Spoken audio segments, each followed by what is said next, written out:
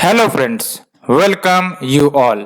आज हम vision IAS के 2 दिसंबर वाले डेली करंट अफेयर्स डिस्कस करेंगे। डिस्कस करने से पहले जैसा कि आपको पता है, हम लोग रोज एक इम्पोर्टेंट कोट डिस्कस करते हैं एंड आज भी हम एक इम्पोर्टेंट कोट लेकर आए हैं जो लेजीनेस के टॉपिक पर है, जो ड्रीम के टॉपिक पर है। आप देख सकते हो, आप भी इससे लिंक कर सकते हो।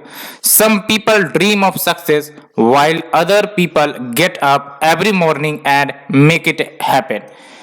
ये कोट आप पर बिल्कुल सूट करता है बिकॉज दो प्रकार के व्यक्ति होते हैं, एक तो सपने देखने वाले एंड सपने को जीने वाले। आप सपने को न सिर्फ देखते हो, उस सपने को जीते हो, उस सपने को अचीव करने के लिए पूर्ण रूपेण आप तैयार रहते हो, प्रैक्टिस करते हो एंड डेली बेसिस पर आप इंप्रूवमेंट करते हो। तो जो व्यक्ति सपने देखते रहते हैं वो सपने में ही उनको सफलता मिलती है, लेकिन जो व्यक्ति अपने सपने पर रिएक्ट करते हैं, एक्ट करते हैं, उनको सफलता भी रियलिटी में मिलती है। एंड आप ही वो व्यक्ति हो जो अपने सपने को साकार बनाने के लिए दिन रात मेहनत करते हो, इतनी ज्यादा मेहनत कि आप भूल जाते हो कि सारे रोड ब्लॉक्स को एंड दिक्कतें को एंड डिस्पाइट आप आगे बढ़ते जाते हो। तो I am proud of you friends, because आप अपने ड्रीम को सक्सेस एंड सक्सेसफुल बनाने के लिए डेली बेसिस पे वर्क करते हो एंड प्रकृति भी आपका डेफिनेटली साथ देगी, बिकॉज जो एक्ट करता है प्रकृति भी उसका साथ देती है। जो सपने देखते हैं तो उनका सक्सेस भी सपने पर ही आश्रित होता है। कल पर टालने का प्रकृति सपने देखने वाले व्यक्ति के लिए कहीं ना कहीं होती है। तो आप न सिर्फ सपने देखते हो बल्कि उसे हासिल करने का काम डेली बेसिस पे करते हो और उस प्रकार की एनर्जी आपके अंदर से निकल कर भी आती है। आपके जो शरीर है एंड आपका जो माइंड है उस हिसाब से ग्रोथ भी करता है, उस हिसाब से एक्टिव भी करता है। सो फ्रेंड्स, आज के कोट में इतना ही। Let's discuss to the article. तो आज हमें 6 आर्टिकल्स डिस्कस करने हैं and the first article is about neutrinos. Neutrinos के बारे में आप जानते होंगे। बेसिकली जो हमारा यूनिवर्स है वो वेरियस सब एटॉमिक पार्टिकल से बना हुआ है, आपको पता होगा। और बहुत सारे चीजें ऐसी है यूनिवर्स में जिसके बारे में हम जानते नहीं है, जिनके प्रॉपर्टीज के बारे में जानते नहीं है। साइंटिस्ट इस पर वर्क कर रहे हैं to understand it and by understanding these हम origin of universe, origin of planets के बारे में जानने का प्रयास कर सकते हैं।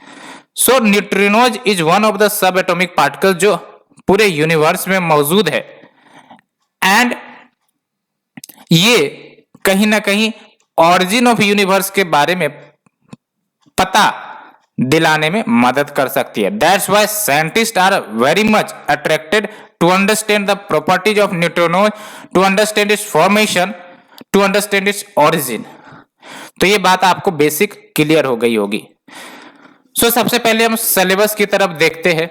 तो ये जो सिलेबस है डायरेक्ट टॉपिक आपका ये कवर करेगा awareness in the field of space. यहां पर आप देख सकते हो जीएस पेपर 3 का टॉपिक है awareness in the field of space.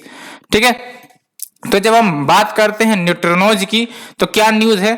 तो neutrinos detected for the first time eight large hadron collider. ये जो लार्ज हैड्रॉन कोलाइडर है ये बेसिकली एक्सपेरिमेंटल लैब है, यहीं पर ये न्यूट्रिनोज को डिटेक्ट किया गया है फॉर द फर्स्ट टाइम। तो जो न्यूट्रिनोज की बात करते हैं ये टीनी न्यूट्रल एलिमेंट्री पार्टिकल्स हैं जो मैटर के साथ इंटरेक्ट करती है बट बहुत ही वीक फोर्स के साथ। कहने का मतलब यह है कि ये न्यूट्रिनोज जो हैं वो न्यूट्रल तो होती ही होती हैं in terms of charge, but किसी मैटर से इंटरेक्ट नहीं करने का प्रॉपर्टीज रखती है। दैट्स व्हाई जो इंटरेक्शन होता है न्यूट्रिनोज का विद द मैटर वो बहुत ही वीक फोर्स के आधार पर होता है एंड दैट्स व्हाई ये जो वीकनेस है इस फोर्स की, ये न्यूट्रिनोज को प्रॉपर्टी देता है कि जो मैटर है वो ऑलमोस्ट ट्रांसपेरेंट होते हैं with respect to the neutrinos, यानी कि जो न्यूट्रिनोज है जब वो किसी मैटर से क्रॉस करेंगी तो ट्रांसपेरेंट तरीके से क्रॉस हो जाती हैं, बिकॉज काफी वीक इंटरेक्शन रहता है। अब जब इंटरेक्शन ही वीक है तो आप समझ सकते हो कि कोई रिएक्शन नहीं आराम से वो मैटर को क्रॉस कर पाती है। और जब हम बात करते हैं न्यूट्रिनोज की तो ये आपका लेप्टोन फैमिली को बिलोंग करता है एंड इसके 3 टाइप्स देखे गए हैं। एक आपका इलेक्ट्रॉन से एसोसिएटेड है और दूसरा आपका मियोन न्यूट्रिनो एंड तीसरा आपका ताउ न्यूट्रिनो, आप यहां पर देख सकते हो। एंड चाहे सूर्य हो चाहे अन्य प्लैनेट्स, बेसिकली प्लैनेट्स नहीं स्टार्स, चाहे सूर्य हो चाहे अदर स्टार्स हो, because sun is also an star, ये न्यूट्रिनोज प्रोड्यूस करते हैं बिकॉज न्यूक्लियर फ्यूजन इन सब स्टार्स में होता है। एंड अगर हम बात करें कि जो इंटरेक्शन रहता है न्यूट्रिनो का वो काफी ज्यादा रेयर रहता है, मैंने आपको बताया। एंड ये न्यूट्रिनोज सन इवन अर्थ को आसानी से पास कर सकती हैं अनहिंडर्ड। एंड अगर हम बात करें न्यूट्रिनो डिटेक्शन के सिग्निफिकेंस की, तो पहली बात तो ये कि जो न्यूट्रिनोज है वो अपना ओरिजिन को रिमेंबर करके रखती है। दैट्स वाई न्यूट्रिनोज को स्टडी करना, इसको अंडरस्टैंड करना कहीं ना कहीं ओरिजिन ऑफ यूनिवर्स के बारे में हमें बता सकता है एंड कैसे एनर्जी प्रोड्यूस होते हैं स्टार्स में इसके बारे में भी बता सकता है। And another possible application neutrinos का basically to understand the structure of the earth from the core inwards. कैसे? बिकॉज मैंने आपको बताया है कि ये वीकली इंटरेक्ट करते हैं and even they can cross the earth surface toward the interior. तो इसका मतलब अर्थ के इंटीरियर स्ट्रक्चर के बारे में भी ये हमें जानकारी देगा। तो ये 2 इंपॉर्टेंट बात है, एक तो ओरिजिन ऑफ यूनिवर्स और दूसरी इंपॉर्टेंट बात it can give detailed investigation about the structure of the earth from the core onward. And जो researchers at large hadron collider ये सब डार्क फोटोन्स को भी डिटेक्ट करने की उम्मीद में है, जो अभी फिलहाल उतना ज्यादा क्लियरिटी इस पर नहीं आया है। एंड जब हम बात करते हैं डार्क फोटोन्स के सिग्निफिकेंस की, तो ये आपको बताएगा कि कैसे डार्क मैटर इंटरेक्ट करते हैं नॉर्मल एटम्स के साथ एंड अदर मैटर्स के साथ in the universe. Dark matter मतलब क्या हुआ? वैसे मैटर जो डार्क हैं, जो दिखते नहीं है। आपको भी पता होगा डार्क मैटर के बारे में, आपने सुना होगा। एंड हाल ही में इंडिया ने भी प्रपोज किया है न्यूट्रिनो ऑब्जर्वेटरी सेटअप करने का। कहां पर? तमिलनाडु के थेनी डिस्ट्रिक्ट में। अगर इसका प्रॉपर लोकेशन का नाम देखें तो बोडी वेस्ट हिल्स में। तो ये याद रखना है भारत के तरफ से क्या प्रयास है न्यूट्रिनो को डिटेक्ट करने का, न्यूट्रिनो को अंडरस्टैंड करने का। एक तो भारत ऑब्जर्वेटरी सेटअप कर रहा है। एंड अगर हम बात करें लार्ज हैड्रॉन कोलाइडर की, तो ये विश्व का largest and most powerful particle accelerator है, जो आपका European organisation for nuclear research पास लोकेटेड है। एंड ये जो आपका लार्ज हैड्रॉन कोलाइडर है ये पार्टिकल्स को 99.99% of the speed of the light पर एक्सेलरेट करवा सकती है। इवन उन सबको एक साथ टकरा भी सकती है। अब न्यूट्रिनोज के लिए ये जो लार्ज हैड्रॉन कोलाइडर है क्यों सिग्निफिकेंस है? क्योंकि आपको पता है ये जो आपका न्यूट्रिनो है वे वीक इंटरेक्ट करते हैं। तो जब इनको स्पीड ऑफ लाइट पर एक्सेलरेट करवाया जाएगा पार्टिकल्स को, तो न्यूट्रिनोज निकलते हैं। एंड 2012 में यही जो आपके रिसर्चर्स थे लार्ज हैड्रॉन कोलाइडर के, उन्होंने हिग बोसोन, जिसको गॉड पार्टिकल भी कहा जाता है, उनके डिस्कवरी के बारे में अनाउंस किया था। तो ये हमने न्यूट्रिनोज के बेसिक्स, उसके सिग्निफिकेंस के बारे में देखा।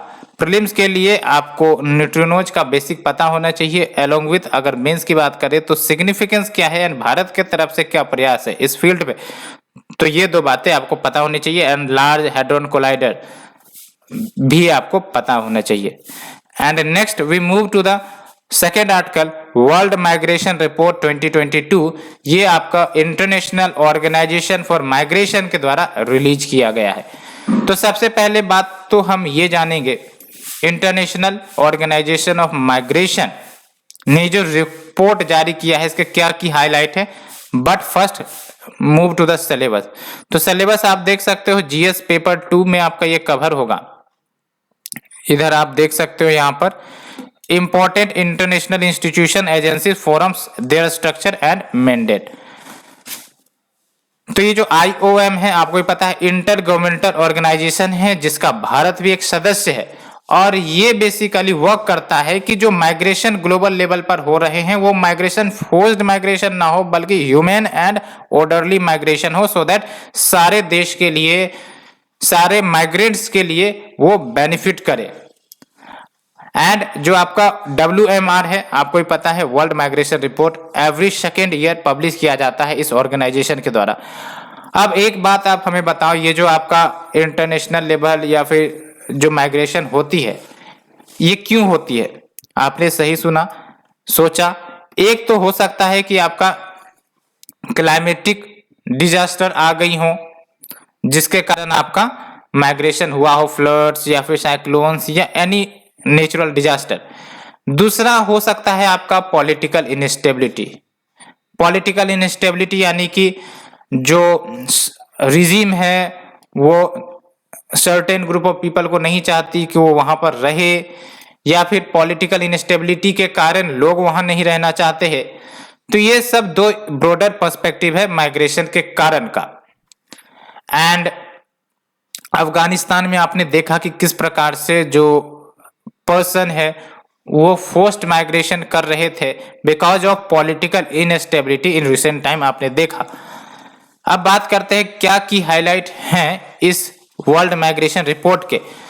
तो आप मेंस के लिए एक फैक्ट याद रख सकते हो, लगभग 281 मिलियन इंटरनेशनल माइग्रेंट्स 2020 में देखने को मिले हैं जो 3.6% है ग्लोबल पॉपुलेशन का।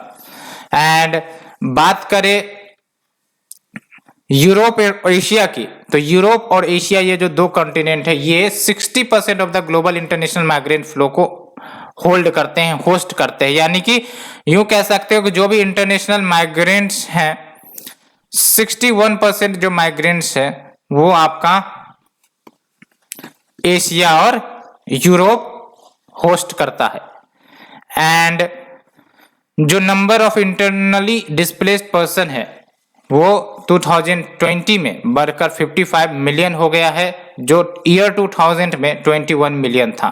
तो आप समझ सकते हो 34 मिलियन का इजाफा हुआ है। What do mean by internally displaced person? Internally displaced person का मतलब ये हुआ कि वैसे पर्सन जो within the territory, within the domestic country migrate कर रहे हैं from their home location to the different location but within their domestic territory, तो इसको हम कहते हैं इंटरनली डिस्प्लेस्ड पर्सन। अब इंटरनली डिस्प्लेस्ड पर्सन का भी कारण वो हो सकता है डिजास्टर, या फिर यूं कह सकते हो कि कुछ इनस्टेबिलिटी हुई हो। एंड अदर की फाइंडिंग की बात करें तो अधिकांशतर पीपल जो डिस्प्लेस हुए हैं वो डिजास्टर के कारण यानी कि आप देख रहे हो कि क्लाइमेट चेंज का असर पूरे वर्ल्ड ओवर में देखने को मिल रहा है और इसके कारण very intensive disasters like flood, cyclone, ये सब चीजें आ रही हैं जो पॉपुलेशन को अफेक्ट कर रहा है। दैट्स व्हाई लोग डिस्प्लेस हो रहे हैं। तो यहां पर फाइंडिंग ये आई है कि more people are being displaced by disasters than conflict. And data भी दिया गया है 2020 में 30.7 मिलियन न्यू डिस्प्लेसमेंट्स वो डिजास्टर के कारण हुए हैं।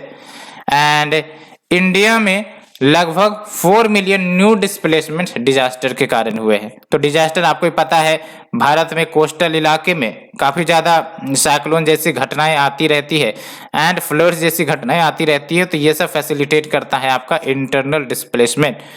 And there were 26.4 million refugee global level पर इन 2020 और 2019 में ये जो आपका रिफ्यूजी थे वो आपके 26 मिलियन थे। तो आप समझ सकते हो 0.4 मिलियन का इजाफा हुआ है। रिफ्यूजी मतलब क्या कि वो पर्सन जो एक देश को यानी कि अपने देश को छोड़कर दूसरे देश में आ गए हैं विदाउट वैलिड पासपोर्ट वीजा, तो उनको हम रिफ्यूजी कहते हैं। एंड कोविड-19 पैराडॉक्स का भी जो पॉइंट वो निकल कर आ रहा है कि एक तरफ जब बिलियन ऑफ पीपल अपने घर में थे तो दूसरी तरफ मिलियंस ऑफ पीपल डिस्प्लेस हो रहे थे with in their own countries. ये आपने एग्जाम्पल भी देखा होगा इंडिया में। एंड नेक्स्ट फाइंडिंग इज कि जो रेमिटेंसेस हैं उसमें बढ़ोतरी देखने को मिली। अगर हम कंपेयर करें ईयर 2000 से विद द ईयर 2020 तो देख सकते हो ईयर 2000 में $126 बिलियन का रेमिटेंसेस आपका आया था एंड 2020 में आपका $702 बिलियन का रेमिटेंसेस आ रहा है। रेमिटेंसेस मतलब समझते हो कि एक व्यक्ति जो अपने नेशन को छोड़कर दूसरे देश में जा रहा है काम करने के लिए और वहां पर जो पैसे अर्न कर रहा है वो अपने देश में भेजता है अपने फैमिली को, तो उसको हम रेमिटेंसेस कहते हैं। तो रेमिटेंसेस आपका बढ़ा है, काफी सिग्निफिकेंट इंक्रीमेंट हुआ है। And India, China, Mexico, Philippines and Egypt, ये जो आपके देश है ये टॉप 5 रेमिटेंस रिसिपिएंट कंट्रीज हैं। बिकॉज आपको पता है इन देशों से लोग ज्यादा माइग्रेट भी करते हैं for the work, for study and for other purposes. So friends, ये हमने 2 आर्टिकल डिस्कस किए। Let's move to the next article. Lok Sabha passes the assisted reproductive technology regulation bill 2020। काफी इंपॉर्टेंट है एंड सिलेबस पहले देखते हैं हम। तो ये देख सकते हो जो आपका आर्टिकल नंबर 3 है, mechanism, laws, institution, bodies constituted for the protection and betterment of this vulnerable section. तो बेसिकली ये जो आपका असिस्टेड रिप्रोडक्टिव टेक्नोलॉजी है, क्या मतलब होता है इसका? ये ऐसी टेक्नोलॉजी है जो रिप्रोडक्शन को असिस्ट करवाती है, यानी कि जो फैमिली, जो पेरेंट्स चाइल्ड बियर नहीं कर पाते because of the constraints like genetic disorder हो गया या फिर आपका कोई डिजीज हो गया, तो उनको पेरेंट्स बनाया जाए। उसके लिए जो तकनीक इस्तेमाल किया जाता है उसको हम असिस्टेड रिप्रोडक्टिव टेक्नोलॉजी कहते हैं। इसमें आपका IVF आ गया या फिर सरोगेसी आ गई एंड अदर टेक्नोलॉजी आ जाती है। तो भारत में असिस्टेड रिप्रोडक्टिव टेक्नोलॉजी का जो डिमांड है वो धीरे धीरे बढ़ता जा रहा है। तो जब इसका डिमांड बढ़ता जा रहा है तो कहीं ना कहीं ये इथिकल कंसर्न्स या फिर जो अदर इश्यूज हैं with respect to the women वो भी हाईलाइट करता है। फॉर एग्जांपल, ये जो आपका असिस्टेड रिप्रोडक्टिव टेक्नोलॉजी है भारत में ग्रो कर रही है, तो एक तो वोमेन के एक्सप्लॉयटेशन रिलेटेड इश्यू आ सकते हैं, दूसरी इंपॉर्टेंट बात एथिकल कंसर्न्स तो आएंगी ही आएंगी। सो इनको रेगुलेट करने के लिए ये बिल लाया गया है। ठीक है, तो आप देख सकते हो ये जो बिल है ये रेगुलेट करेगा, सुपरवाइज करेगा असिस्टेड रिप्रोडक्टिव टेक्नोलॉजी क्लिनिक्स को एंड ART बैंक्स को, यानी कि वो क्लिनिक जहां पर ये फैसिलिटी प्रोवाइड करी जाती है सो दैट इनके मिसयूज को प्रिवेंट किया जा सके and safe and ethical practice को अडॉप्ट किया जा सके। And why there is need felt to bring this ART bill? तो पहली बात तो ये कि India one of the major centre बन गया है ग्लोबल फर्टिलिटी इंडस्ट्री का। कैसे? तो मेडिकल टूरिज्म आपने सुना होगा भारत में काफी ज्यादा होती हैं। मेडिकल टूरिज्म मतलब क्या? लोग बाहर से आते हैं मेडिकल पर्पसेस के लिए, मेडिकल ट्रीटमेंट के लिए, and one of the very purpose is for assisted reproduction. तो दैट्स वाई इस बात को ध्यान में रखते हुए ये बिल लाई गई है। क्या की प्रोविजन है इस बिल का? तो पहली बार तो ART को क्लियर डिफाइन किया गया है, यानी कि ART में वो सारे के सारे टेक्निक आ जाएंगे जो प्रेगनेंसी में मदद करती हैं बाय हैंडलिंग स्पर्म और oocyte means immature egg cell outside the human body and उसके बाद ट्रांसफर करी जाती हैं गैमेट या फिर एम्ब्रायो को into the reproductive system of women. आपने सुना भी होगा इसके बारे में। एंड दूसरी इंपॉर्टेंट प्रोविजन ये है कि जो ART क्लिनिक्स एंड बैंक है उसको रेगुलेट करेगा, यानी कि जो each ART clinic and ART bank है उसको रजिस्टर करवाने होंगे under the national registry of banks and clinics of India. And साथ ही साथ गैमेट डोनेशन के क्या कंडीशंस होंगे, टर्म्स होंगे, एंड गैमेट सप्लाई के क्या टर्म्स एंड कंडीशन होंगे, एंड जो ART सर्विसेज ऑफर करेगा उनके लिए क्या टर्म्स एंड कंडीशन होंगे, वो सब भी प्रिस्क्राइब करी गई हैं। एंड ये बात सबसे इंपॉर्टेंट है कि जो बच्चा बोर्न होगा ART के मदद से, ART यानी कि या तो IVF हो गया या फिर आपका सरोगेसी हो गया। सरोगेसी मतलब आप समझते हो कि फॉर एग्जांपल एक पेरेंट्स है, माँ और पिता जो भी है, माँ और पिता पहले नहीं, फैमिली है, हस्बैंड एंड वाइफ, ठीक है। अब उनको किसी इश्यू के कारण बच्चा नहीं हो रहा एंड अल्टीमेटली वो चाहते हैं कि उन्हें बच्चे हो, तो सरोगेसी में क्या होता है कि ये जो दूसरे एक वोमेन को नियुक्त किया जाता है और वो बेसिकली इनके लिए बच्चा पैदा करेंगी एंड बदले में ये इनको पैसे एंड जो हेल्थ बेनिफिट्स दिए जाते हैं वो दिए जाएंगे। तो इनको हम क्या कहते हैं, सरोगेट मदर। तो बेसिकली अगर कोई बच्चे इस प्रकार से बोर्न होते हैं तो याद रखना है, इसमें ये प्रोविजन है कि it will be considered as the biological child of the commissioning couple, यानी कि जिसने डिमांड किया था बच्चे का वो बायोलॉजिकल चाइल्ड वही होगा, उसी का होगा, और उनको वो सारे राइट्स एंड प्रिविलेज मिलेंगे जो नेचुरल चाइल्ड को मिलते हैं ऑफ द कमीशनिंग पीपल, ठीक है। एंड दूसरी इंपॉर्टेंट बात कि जो डोनर होगा उसको कोई भी पेरेंटियल राइट्स नहीं होगा ओवर द चाइल्ड, यानी कि जो सरोगेट मदर जिसको आप कहते हो उसका कोई भी पेरेंटियल राइट्स नहीं होगा ओवर द चाइल्ड।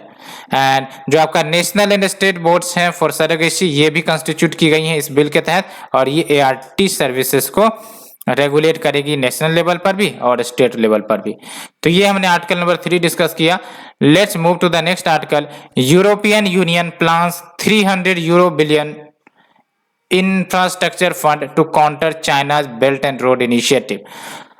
तो बेसिकली सबसे पहले हम आर्टिकल के सिलेबस को देखेंगे, तो देख सकते हो effect of policies and politics of developed and developing countries on India's interest, ठीक है।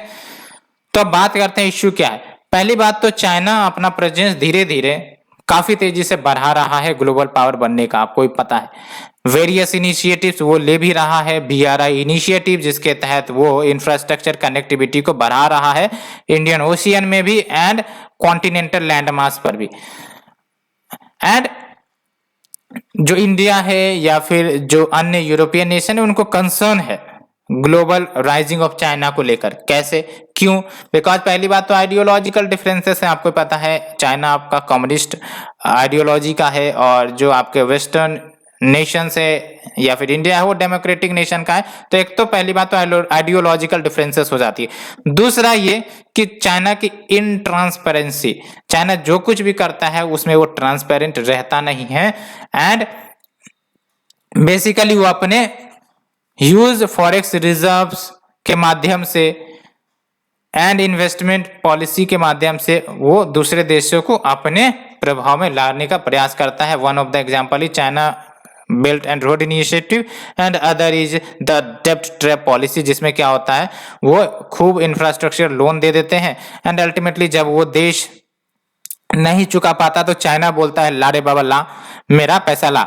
तो अल्टीमेटली जब वो देश नहीं दे पाता तो जो भी आपका कंट्रोल है उस इंफ्रास्ट्रक्चर प्रोजेक्ट का या फिर लैंड, वो सब चाइना उसे ऑक्युपाई या कंट्रोल करने का प्रयास करता है।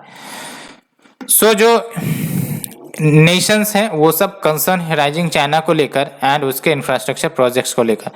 तो दैट्स वाई उसको काउंटर बैलेंस करने के लिए ये सब देश भी आगे आ रहे हैं। तो एक तो ये कि अभी जो न्यूज आई है वो यूरोपियन यूनियन का प्लान है कि वो 300 यूरो बिलियन इंफ्रास्ट्रक्चर फंड लेकर आएंगे और इसको नाम दिया गया है global gateway. And global gateway basically necessary investment लाएगा सो दैट जो वैश्विक लेवल पर चैलेंजेज हैं जैसे आपका क्लाइमेट चेंज से फाइट करने की बात हो या फिर सप्लाई चेन को सिक्योर करने की बात हो, उन सबको डील करेगा। What do mean bye security of supply chain? अब सप्लाई चेन की सिक्योरिटी का मतलब यह है कि अभी जो ग्लोबलाइज्ड वर्ल्ड है इसमें होता क्या है कि सारे नेशंस हैं वो इंटीग्रेट हो रहे हैं। एक देश को जो प्रोडक्ट की जरूरत होती है वो दूसरा देश फुलफिल करता है, दूसरे देश को जो जरूरत होती है वो तीसरा देश फुलफिल करता है, ऐसे आपका वो वर्क करता है। लेकिन चाइना आपको ही पता है वेरियस प्रोडक्ट्स वो दूसरे देश को सप्लाई करता है बिकॉज चाइना का एक प्लस पॉइंट ये है कि सारे देश को वो प्रोडक्ट सप्लाई करता है। अब चाइना कुछ चालबाजी करे कि वो प्रोडक्ट एक्सपोर्ट करना बंद कर दे जो कोविड-19 के दौरान देखने को मिला था, तो सप्लाई चेन तो डिसरप्ट हो जाएंगी। तो ऐसे में वो सारे देश जो डिपेंडेंट है चाइना के ऊपर या फिर फॉरेन प्रोडक्ट्स के ऊपर, तो उनको दिक्कतें आएंगी। सो सप्लाई चेन को सिक्योर करने के लिए भी कह सकते हो कि ये आपका इंफ्रास्ट्रक्चर फंड लाया जा रहा है। एंड ये जो प्लान है basically high social, environmental, physical and labour standards को लाएगा। एंड साथ ही साथ this fund will help the poor countries को वो हाईवे बनाए, पाइपलाइंस बनाए, ब्रॉडबैंड नेटवर्क्स को अपने देश में मजबूत करे। एंड अगर हम बात करें चाइना का जो BRI इनिशिएटिव है, ये बेसिकली एशिया को अफ्रीका से एंड यूरोप से कनेक्ट करेगा, चाहे वो लैंड के माध्यम से हो या फिर मैरीटाइम नेटवर्क के माध्यम से हो। और इसका बेसिक एम यही है कि रीजनल इंटीग्रेशन हो, ट्रेड बढ़े देशों के बीच। एंड ट्रेड के लिए सबसे ज्यादा जरूरी होता है कनेक्टिविटी, आपको ही पता है, along with stimulating the economic growth. लेकिन चाइना की सबसे बड़ी इश्यू आपको ही पता है, ये जो BRI एग्रीमेंट की गई है दूसरे देशों के साथ, उसमें ट्रांसपेरेंसी नहीं है। और ये इंडिकेट करता है कि कहीं ये चाइना की डेब्ट ट्रिप पॉलिसी तो नहीं है कि वो स्मॉलर कंट्रीज को huge loan they under the BRI initiative, और बाद में जब वो लोन ना चुका सके तो फिर उनके प्रोजेक्ट्स को अपने कंट्रोल में कर ले। एंड हाल ही में चाइना ने रीलेबल किया है BRI इनिशिएटिव को कि वो ग्रीन फाइनेंस पर फोकस करेंगे, इंक्लूसिव डेवलपमेंट पर फोकस करेंगे। एंड अदर इनिशिएटिव जो इंफ्रास्ट्रक्चर डेवलपमेंट के लिए ली गई हैं ग्लोबल लेवल पर, पहली बात तो build back a better world B3W initiative जो G7 मीट में लॉन्च की गई थी। और ये values driven and transparent infrastructure partnership है, सो दैट $40+ ट्रिलियन का इंफ्रास्ट्रक्चर नीड्स डेवलपिंग वर्ल्ड को प्रोवाइड किया जाए। एंड आप समझ सकते हो, एक तरफ आपका G7 का इनिशिएटिव है और एक तरफ चाइना का BRI इनिशिएटिव है। तो आप इंफ्रास्ट्रक्चर प्रोजेक्ट जो ग्लोबल लेवल पर चल रही है, चाइना वर्सेस अदर नेशन, वो उसको इंडिकेट करता है। दूसरा आपका एशिया अफ्रीका ग्रोथ कॉरिडोर, तो ये आपका इंडिया जापानीज कोलैबोरेटिव इनिशिएटिव है जिसके तहत डेवलपमेंट, कनेक्टिविटी, कोऑपरेशन इंश्योर की जाएंगी बिटवीन एशिया एंड अफ्रीका। और ये देख सकते हो चाइना का रोड बेल्ट इनिशिएटिव, एक तो आपका लैंड से कनेक्ट किया जाएगा यूरोप, एशिया सबको, है ना, इधर पूरा कनेक्टिविटी पूरा बिछा रहा है चाइना। एंड दूसरा आपका मेरीटाइम कनेक्टिविटी इंडियन ओशियन के सहारे, इंडिया में भी आपका आ रहा है यहाँ पर श्रीलंका, एंड यहाँ पर ग्वादर पोर्ट, यहाँ से फिर पर्शियन गल्फ, यहाँ से फिर आपका रेड सी, तो आप समझ सकते हो। और अल्टीमेटली दोनों मिल जाएगा। तो इस प्रकार से regional connectivity at the global world China establish करना चाह रहा है। Next article we move to minister of state health and family welfare chaired the world's AIDS day celebration on 1 December. 1 दिसंबर आपको ही पता है वर्ल्ड्स एड्स डे के रूप में सेलिब्रेट किया जाता है।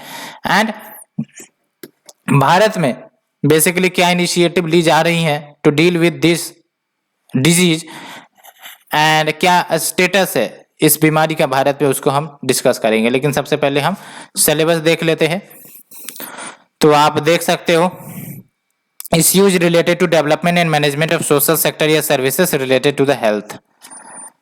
तो पहली बात तो ऑन दिस ओकेजन गवर्नमेंट ने वेरियस गाइडलाइंस भी रिलीज किया है on the anti retroviral treatment and pre exposure prophylaxis under the national AIDS control programme. National AIDS control programme government चलाती है बेसिकली। और ये ART and pre exposure prophylaxis क्या है, तो ये मेडिएशन या प्रिवेंशन कोर्स होता है HIV के लिए, जिसको अभी रिलीज की गई है। तो जब हम बात करते हैं HIV की, इसका फुल फॉर्म आपको ही पता है, ह्यूमन इम्यूनोडिफिशियंसी वायरस। ये वायरस के कारण होता है और ये पर्सन के इम्यून सिस्टम को कमजोर कर देता है। कैसे? तो जो इंपॉर्टेंट सेल्स जो फाइट करते हैं डिजीज और इन्फेक्शन को विद इन द बॉडी, उसको ये डिस्ट्रॉय कर देता है।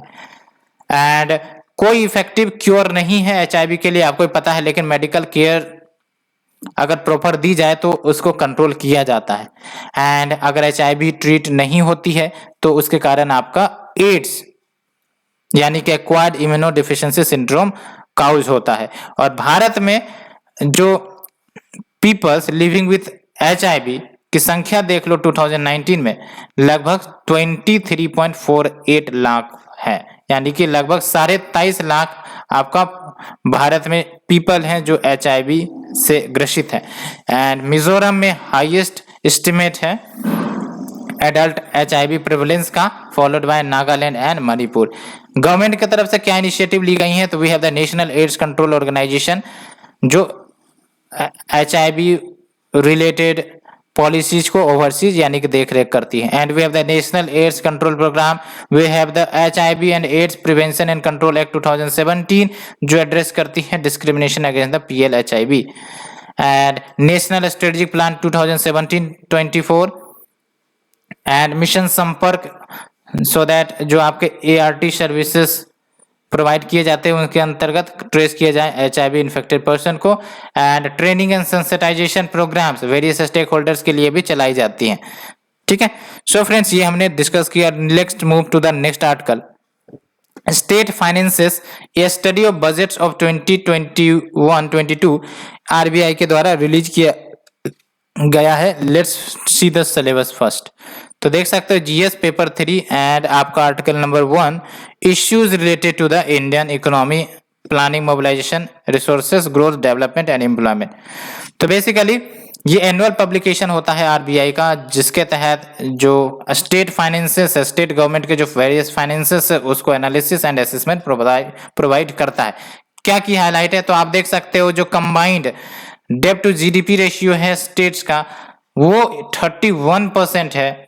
अगर हम मार्च एंड 2021 का देखें, what do you mean bye combined डेब्ट टू GDP रेशियो? कंबाइंड डेब्ट टू GDP रेशियो यानी कि सारे स्टेट्स जो हैं उसका जो भी डेब्ट है उसको मिला दिया जाए एंड सारे स्टेट्स हैं उसका GDP मिला दिया जाए, तो जो डेब्ट टू GDP रेशियो निकल कर आ रहा है स्टेट्स का वो 31% है। इसका मतलब ये है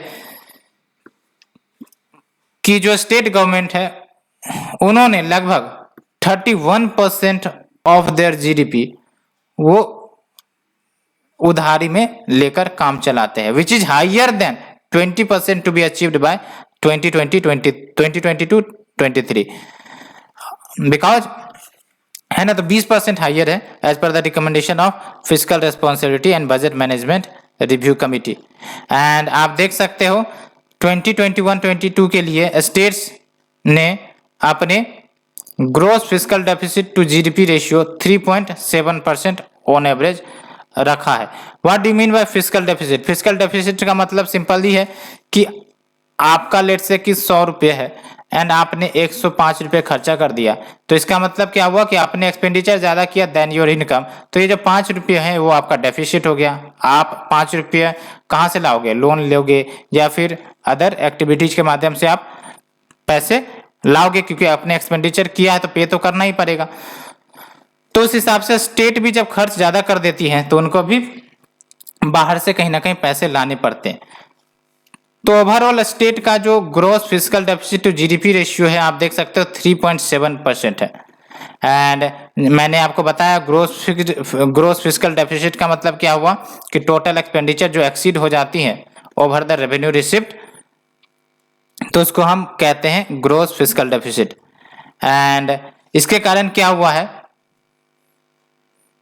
कि जो आपका फाइनेंसेस दिए जाते थे थर्ड टायर गवर्नमेंट को यानी कि लोकल सेल्फ गवर्नमेंट को, उसको असर पड़ा है। बिकॉज फिस्कल डेफिसिट बढ़ने का मतलब क्या है कि सरकार के पास पैसे की कमी हो रही है और सरकार को बोरो करने पड़ेंगे। अब सरकार को बोरो करने पड़ेंगे तो इसका मतलब क्या है कि इन लोकल सेल्फ गवर्नमेंट के पास कम पैसे मिलेंगे, और जब इनके पास कम पैसे मिलेंगे तो फिर ये अपने डेवलपमेंटल वर्क को नहीं कर सकेंगे।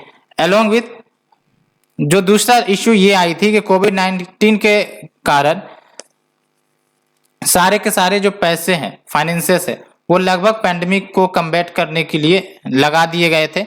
Containment strategies, health care, quarantine, इन सब में लगा दिए थे। That's why third tier government को काफी ज्यादा परेशानियां झेलने को मिली थी। क्या रिकमेंडेशन दी गई हैं?